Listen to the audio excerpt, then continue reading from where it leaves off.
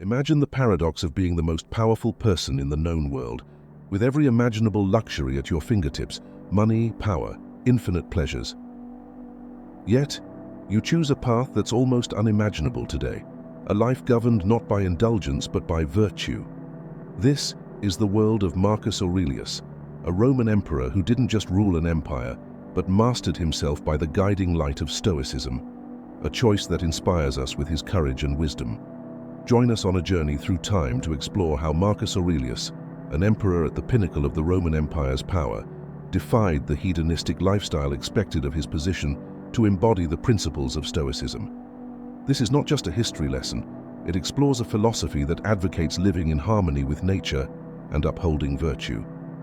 Through the wisdom of Aurelius's meditations, we unearth enduring lessons on resilience, morality, and the power of self-control.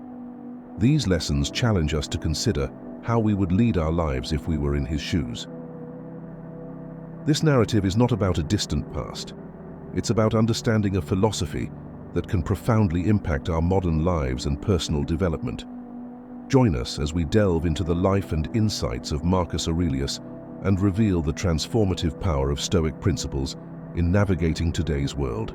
Stoicism holds that the wise man, the good man, and the philosopher live in harmony with nature. He is afraid of abandoning his moral responsibilities. He is not afraid of pain, death, poverty, or any other aspect of the human condition. He only fears disappointing himself and falling short of being a complete human being. Marcus Aurelius, a philosopher and one of the founding fathers of Stoicism, is best known for his book Meditations. The concept of being a great man is hazy, but perhaps no person in history has ever been more deserving of that label. This is not a self-help video, but Marcus's philosophy, which he pioneered and wrote about, can be an antidote to many of our problems in modern life. I want to show you why. Marcus Aurelius was a Roman emperor who ruled from 161 to 180 AD. He was the last of the 5 good emperors and ruled during the Pax Romana, or Roman peace. In fact, the Pax Romana ended with Marcus Aurelius's death. When Aurelius was emperor, he was the world's most powerful man. The Romans had no concept of the world outside their empire, so Marcus was the world's ruler. In this position, he could have whatever he wanted. Precedent had been established. The life of a Roman emperor was essentially synonymous with hedonism. That is what Roman emperors did. They indulged in money, sex, wine, and any other pursuit that even remotely occurred to them. It was almost expected. As a result, Marcus Aurelius had direct access to any vice imaginable. He was not bound by money, law, custom, or ethics. Nobody and nothing could stop him from realizing his wildest dreams. Despite his seemingly limitless circumstances, Marcus Aurelius chose to live a virtue-filled life. He chose to be a good man every day for 19 years as emperor. Marcus Aurelius was a fundamentally good person. Being good does not make you a great person. But imagine facing the beast of unlimited fantasies and saying, "No, I choose virtue," not for praise, fame, or admiration, but simply for the sake of being good. That's impressive. Consider the circumstances, especially if you've been in them for nearly 2 decades. Could you overcome temptation daily, knowing there would be no consequences no matter what you did? What would you do? How would you react? I couldn't follow Marcus Aurelius's example. And we know it was a true example because Marcus was most effective when no one was looking. Marcus Aurelius wrote a book titled Meditations.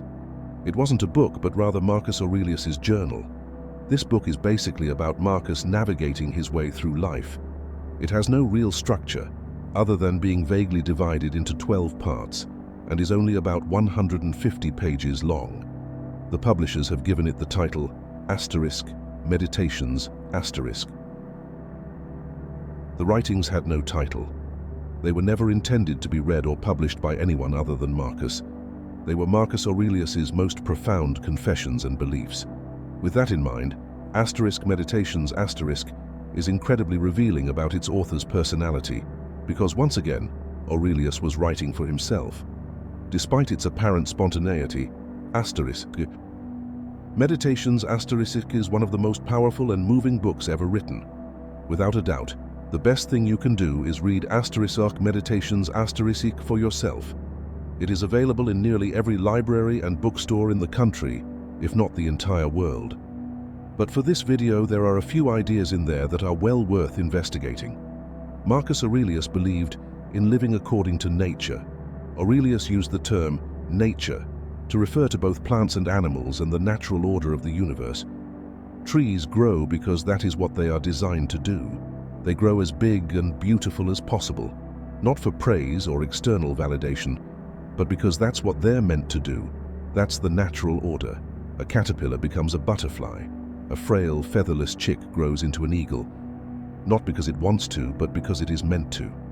Similarly, Marcus believed that a human's duty was to reach their full potential. He did not believe in accumulating things or riches, we'll talk about that later, or receiving awards or accolades. Nature created you as a human, and you are responsible for being the kindest, most virtuous human possible.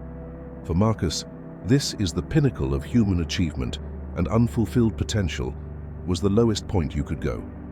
After all, you have no control over anything else. You cannot control what the world throws at you, but you can control how you respond. And no matter what happens, a great person weathers the storm and achieves their fullest, most virtuous potential. That is your responsibility as a human. Marcus Aurelius was an emperor, so while he may have enjoyed sitting around writing all day, it was not his job and he wrote very little. He had to deal with many situations and people.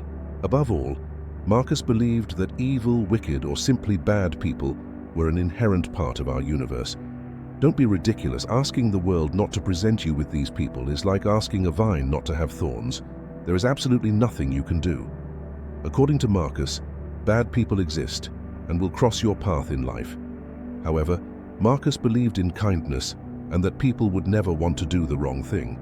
Instead, people did the wrong thing due to ignorance. Try to teach these people, but that will not always be an option. So, we have no control over whether the universe sends us the immoral, the wicked, or the lazy. And if we can't help these people, which is usually the case, we'll have to put up with it. Marcus recommends looking inward to accomplish this. He writes to himself, "Hey Marcus, you have flaws too.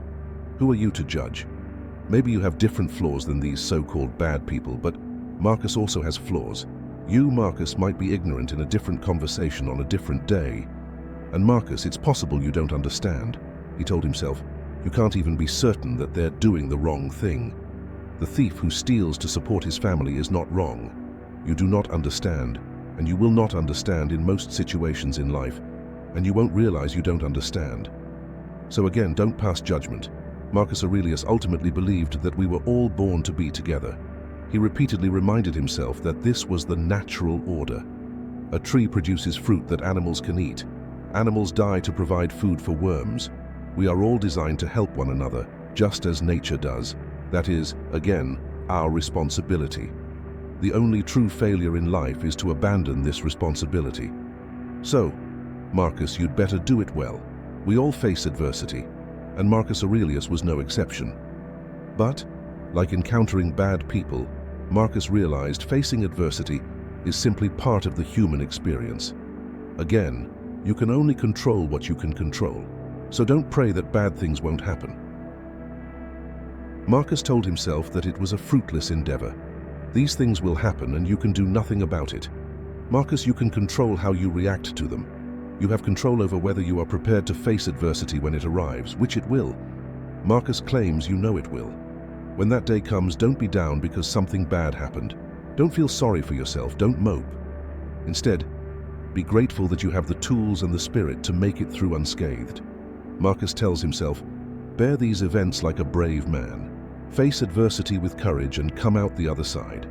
When you do, you'll realize that this supposedly bad thing wasn't so bad after all. It was simply an opportunity to persevere, rise above, and keep moving forward. According to Marcus Aurelius, when these events occur, do not complain, instead act, endure. You either can or cannot endure something. So, what happens if and when you encounter something unbearable? Don't disgrace yourself, Marcus, he's saying. All men die, but not all men die complaining. Marcus Aurelius was extremely wealthy but did not see this as a problem.